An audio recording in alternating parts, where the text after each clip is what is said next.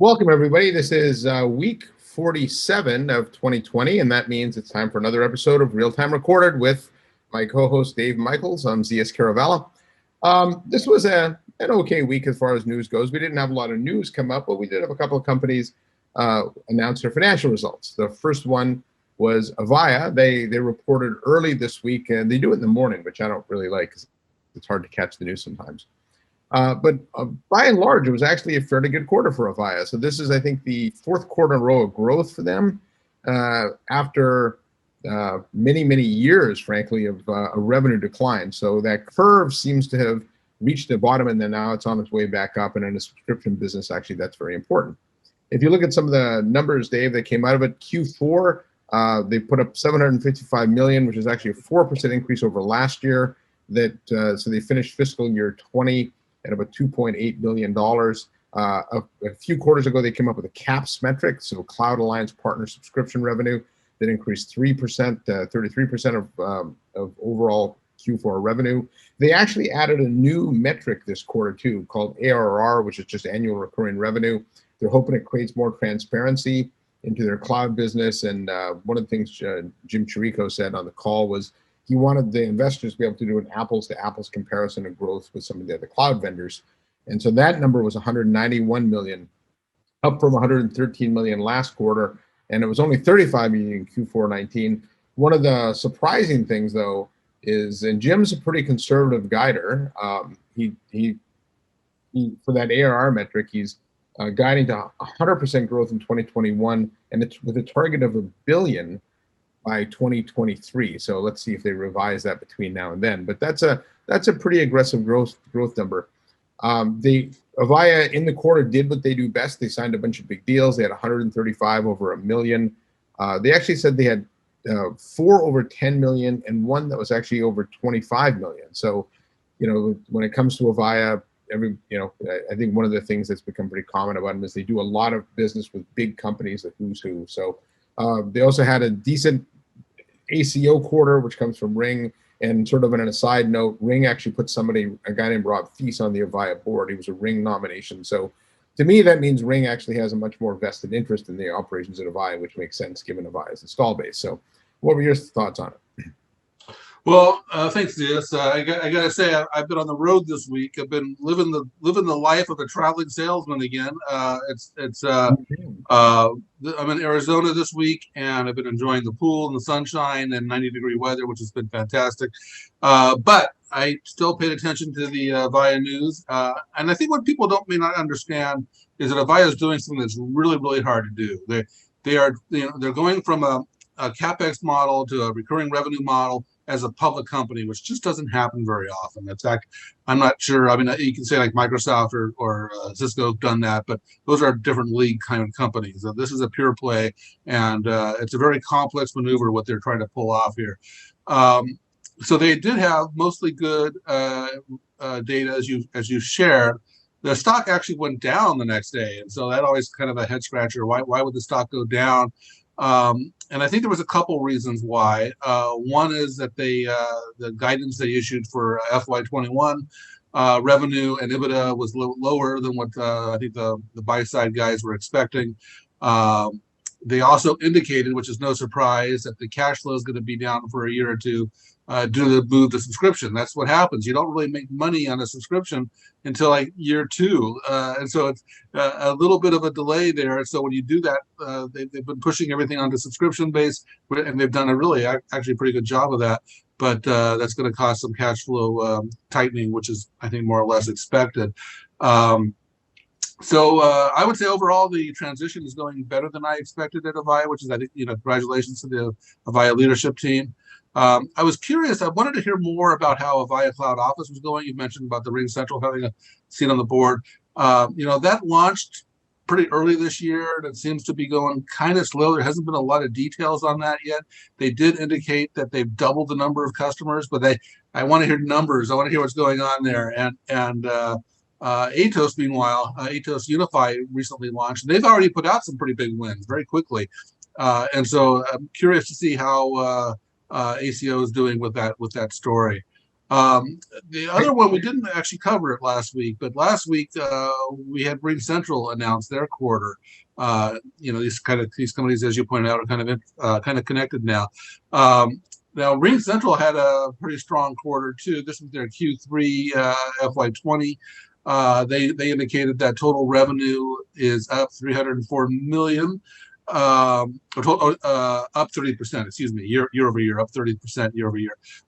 Revenue from Ring Central Office grew 36% year over year, up to 1.1 billion. Total annual recurring revenue is 1.17 or 1.18, up 34% year over year. And so they had a number of pretty impressive numbers there. And they also revised their FY20 guidance up. That was Q3, so it's not too big of a leap. But they revised their financial year guidance up. They haven't released their guidance for 2021 yet. They indicated that both Avaya and Atos are ramping, which we just talked about.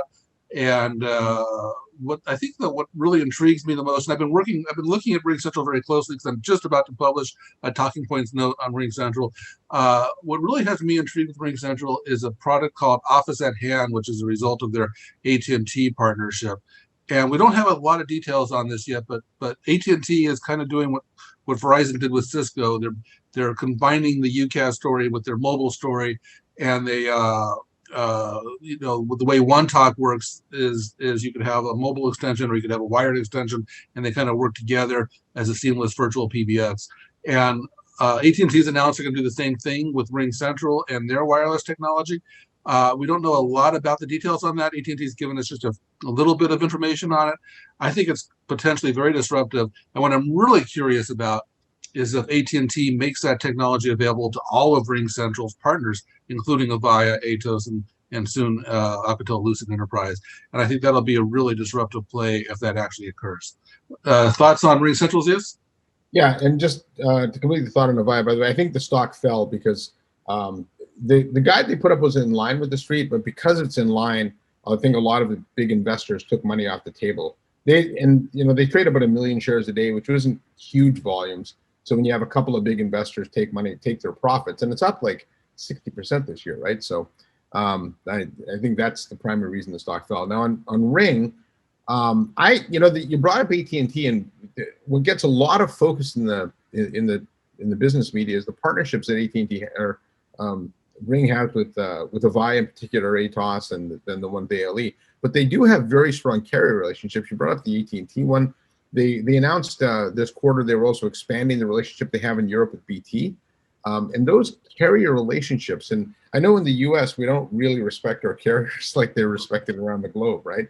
They have a lot of volume. Yeah. And BT in particular is a very, very strong European company that's more than just the UK today. So boy, we're really seeing the inflection point, I think, of Ring go from a company that you remember a few years ago, Dave, we used to talk about like Ring or AT&T, who would win that, right? Who would be bigger between the two? And I mean, Ring has taken off from there, and I think we'll see that. Well, one of the interesting aspects to watch, though, is as Zoom gets stronger with phone, I'm curious to see how these two companies that were partners wind up going head to head, because Zoom's made they're not mincing two words about this. They're going after the phone business. They have a lot of relationships because of Ring in accounts, because Zoom was the partner there. Ring also is going after the meetings business, so that's stepping on Zoom's toes. And so this is going to be an interesting battle where you've got kind of the calling leader and the meetings leader going head to head with each other. I also think the growth in Ring's business is an interesting data point in that we talk in this industry a lot about the integration of UCaaS and CCaaS, and the Ring NICE integration is very basic. They can do some click to call across them, but nothing really deep. And so we're being told as analysts all the time that you have to have really deep UC/CC integration, but it hasn't really seemed to matter to them. They still have a lot of NICE in contact through their channel, and again, their level of integration isn't all that deep. So it's the things that's coming out of the Ring's quarter and their growth are really kind of interesting to watch in some of these industry trends. One of the more interesting aspects too of them will be what they're doing on the developer side. They had the developer event. We talked about that, I think, a couple of RTRs ago, but that could create another step function of growth for Ring. But right now, it's all lights are green for them. Also this week, Dave, I don't know if you saw this. I'm sure you did. The Magic Quadrant for UCAS came out, very close to the Magic Quadrant for CCAS. Actually, I was a little surprised they put both out. And the meetings Magic Quadrant was like a week before that, so right, they're all coming out at the same time. And to be honest, I was a little confused about the UCAS one because it looks, if I were to look at it, it's kind of a blend of meetings and UCAS, right? They way overweight meetings. In fact, the fact that Microsoft Teams is up there with Ring, to me, is almost a travesty to the MQ, because I think the quality of Ring's products compared to Teams is night and day. Microsoft, I know they sell a lot of licenses, and I think that has more to do with licensing more than talk to users. Most users don't actually like Teams, right? And if you read down in some of the notes that Gartner wrote, they actually call the calling part of Teams just a good enough product. And so, that's a pretty big pill to swallow if you're IT, putting in a product that's good enough. By and large, if you're doing that, you're probably running something else for calling. And so almost by definition, you would expect to see Microsoft lower on that. One of the good things to see in the MQ, though, is they did add APIs and CPaaS as part of the measurement, although I'm not sure how much weight that carries, because if it really was a big weighting component, I would expect to see Vonage a little bit higher, because their Nexmo business has been carrying them. And the other notable point I took out of this is that Google still really can't crack the right side on the vision aspect. Obviously, they're very high in ability to execute, given their Google, but they haven't really been able to move over on the visionary side of the quadrant. So I don't know what your thoughts are on that. Well, my thoughts are mostly evident in a no jitter post I did last week when the report came out, or I guess it was earlier this week when the report came out. I don't remember when this thing came out. So you hit on a lot of them. I touched on Google. I touched on some of these other points that you raised.